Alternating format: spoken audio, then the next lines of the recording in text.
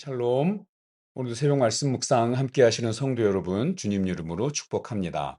찬송가 435장, 나의 영원하신 기업 찬송하겠습니다.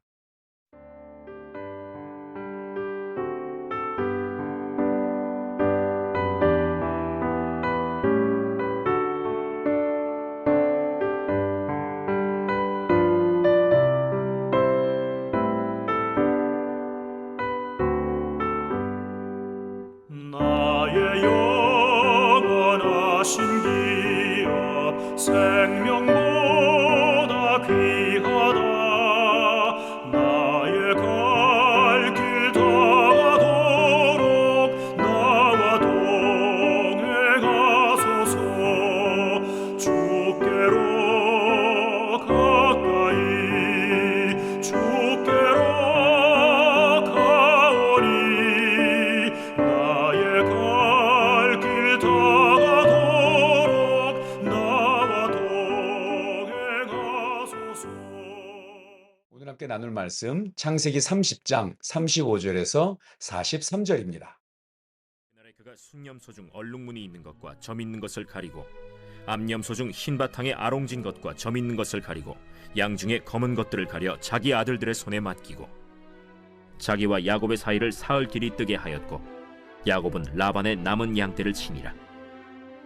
야곱이 버드나무와 살구나무와 신풍나무의 푸른 가지를 가져다가 그것들의 껍질을 벗겨 흰 무늬를 내고 그 껍질 벗긴 가지를 양떼가 와서 먹는 개천의 물구유에 세워 양떼를 향하게 하매 그때가 물을 먹으러 올 때에 새끼를 베니 가지 앞에서 새끼를 뱀으로 얼룩얼룩한 것과 점이 있고 아롱진 것을 낳은지라. 야곱이 새끼 양을 구분하고 그 얼룩무늬와 검은빛 있는 것을 라반의 양과 서로 마주보게 하며 자기 양을 따로 두어 라반의 양과 섞이지 않게 하며 튼튼한 양이 새끼 뵐 때에는 야곱이 개천에다가 양떼의 눈앞에 그 가지를 두어 양이 그 가지 곁에서 새끼를 베게 하고 약한 양이면 그 가지를 두지 아니하니 그렇게 함으로 약한 것은 라반의 것이 되고 튼튼한 것은 야곱의 것이 된지라. 이에 그 사람이 매우 번창하여 양떼와 노비와 낙타와 나귀가 많았더라.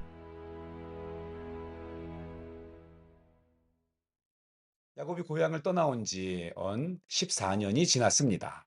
야곱은 그동안 두 아내와 두 첩을 통해서 모두 11명의 아들과 1명의 딸을 얻었습니다.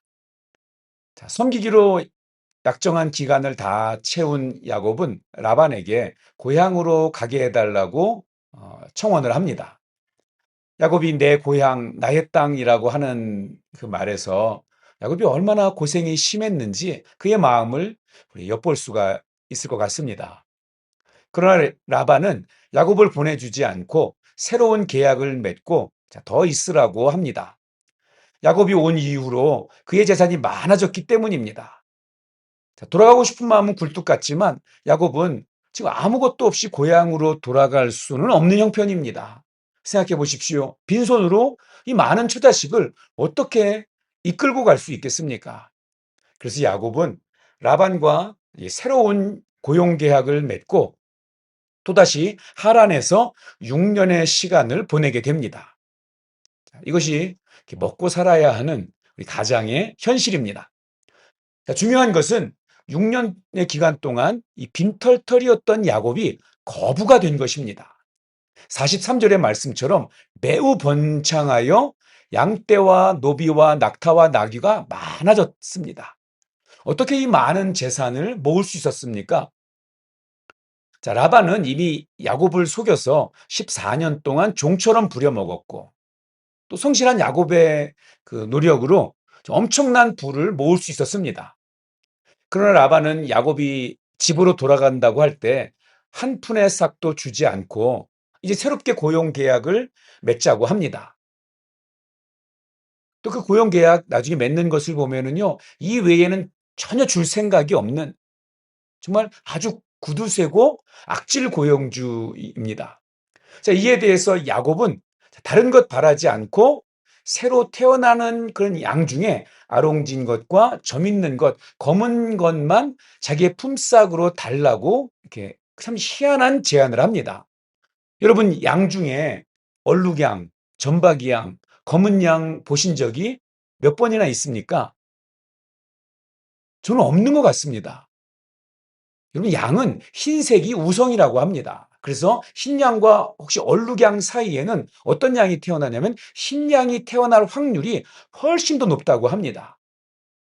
자, 야곱이 품삯으로 받겠다고 하는 양들은 사실 잘 태어나지 않는 희귀종들이라고 할 수 있습니다. 그러니 라반이 얼마나 좋았겠습니까? 옳거니 하면서 얼른 계약하지 않았겠습니까? 더구나 이 계약을 하고서는 자기가 치는 양 중에 점이 있거나 아롱진 거 다 골라서 아들에게 주고 야곱에게는 오로지 흰 양만 맡깁니다. 그리고 서로 사흘길 거의 한 100km 정도 되겠죠?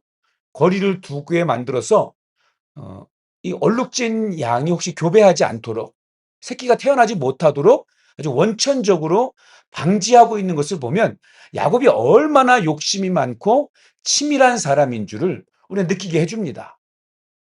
야곱이 치는 양 중에는 그러니까 점 있는 것이나 아롱진 것이 하나도 없습니다. 그러니 어떻게 그런 양들을 새끼를 얻을 수 있겠습니까? 그런데 야곱은요, 외삼촌 라반이 상상도 못하는 방식을 동원을 합니다.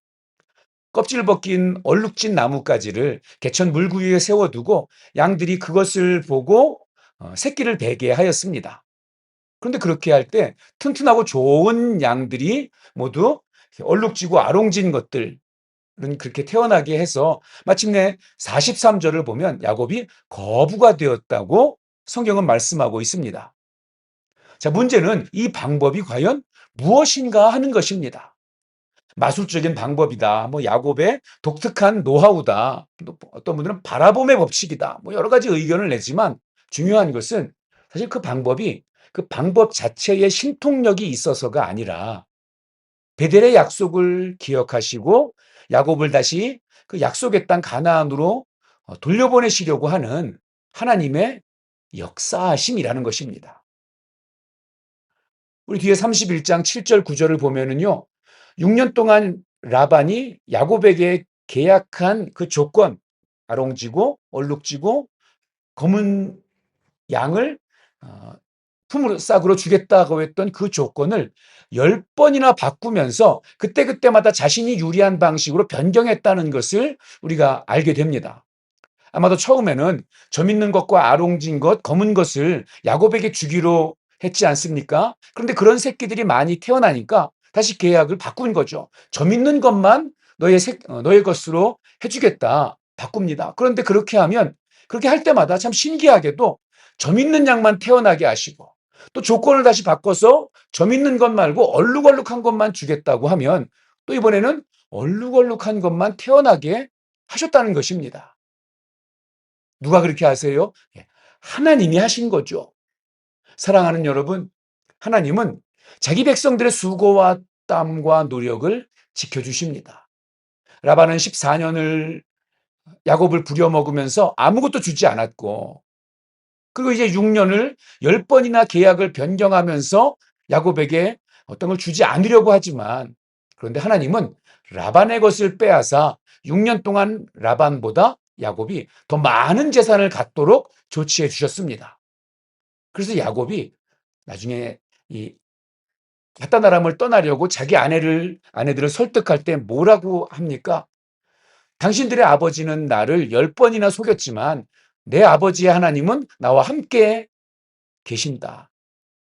이 재산은 내가 얻은 것이 아니라 나의 하나님이 라반에게서 빼앗아 주신 것이다 라고 합니다. 야곱은 하나님의 도우심을 경험하고 또 하나님이 어떤 분이신지를 분명하게 배우게 된 것입니다. 베델의 약속을 기억하시는 그 하나님입니다. 하나님의 약속의 말씀은 택한 백성의 연약함에도 불구하고 그것을 뛰어넘어서 신실하게 성취됩니다. 야곱을 통해서 당신의 그 구원의 섭리, 그 언약하심을 이루어 가시는 하나님은 오늘 우리를 통해서도 하나님의 구원을 이루시고 또 우리에게 약속하신 것들을 이루어 가십니다. 우리에게는 그 무엇보다도 예수 그리스도께서 십자가에서 그 흘리시고 찢기신 그 피와 살로 맺어진 새로운 언약이 있습니다.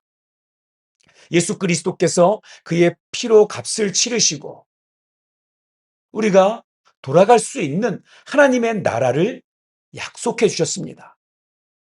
겉으로 보기에는 사람이 계획하고 사람이 세상을 움직여가는 것 같지만 실은 하나님이 우리의 삶을 이끌어 가신다는 사실 인정하시고 하나님이 그 약속 분명히 이루신다는 것을 인정하고 겸손히 하나님을 의지하고 나아가는 그런 복된 날 되기를 축복합니다.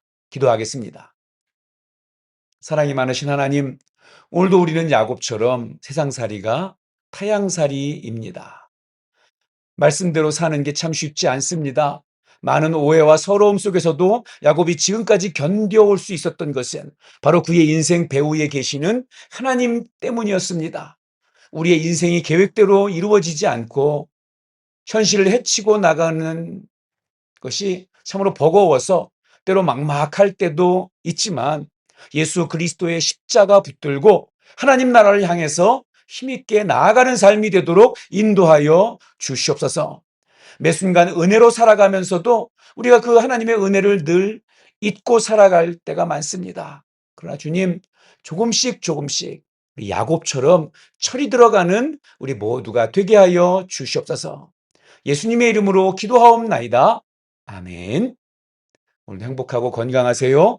사랑합니다. 축복합니다.